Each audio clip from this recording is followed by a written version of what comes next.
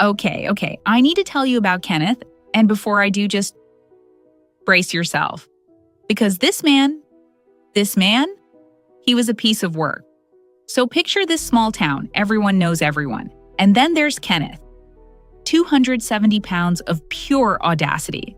Like, this guy had one life philosophy. I want it. I take it. That's it. That's the whole personality. Your gas? Gone. Your cattle? His now. And if you had a problem with that, call the sheriff, I'll get my gun. And here's the kicker. He meant it. Every single time. Now you might be thinking, okay, surely someone stopped him. Right? That's what I thought. But nope, nearly 20 arrests. 20! And each time, his fancy lawyer just, poof, gone. Free man.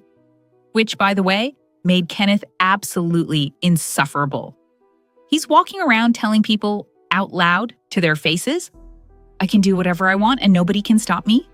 Sir. And then Trina happened. I'm not going to state her age outright, but I will say her parents were horrified. Completely horrified. And when they said, no, you cannot marry our daughter, he burned their house down. Yeah, he burned their house down. So they said, fine, marry her. Which, I mean, what else do you do? But wait, because here's something we haven't even gotten to yet. Kenneth had a first wife, Alice, and instead of, letting Alice leave, he divorced her, but kept her living in the same house as Trina. Why?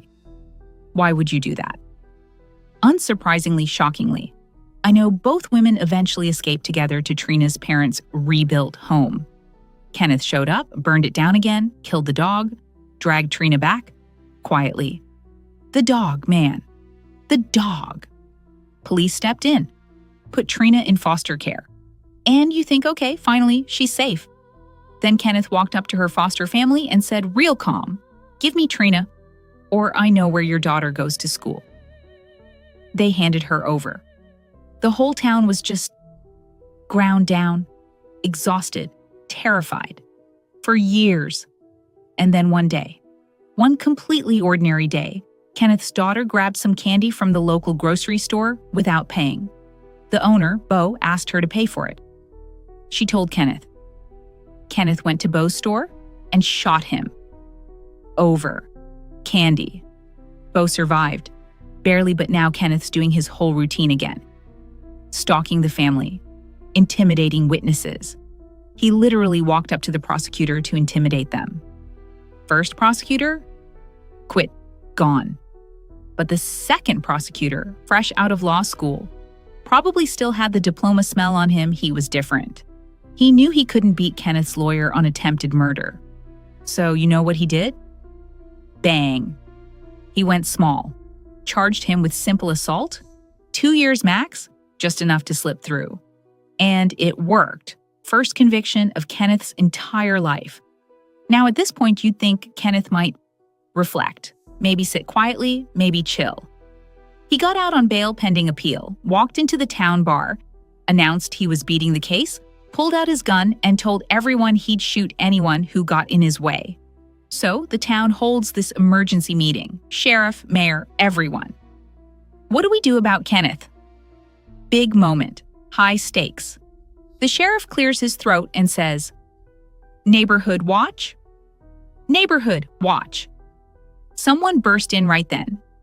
Kenneth's next door at the tavern, he's drunk. And I think at that moment, something just snapped.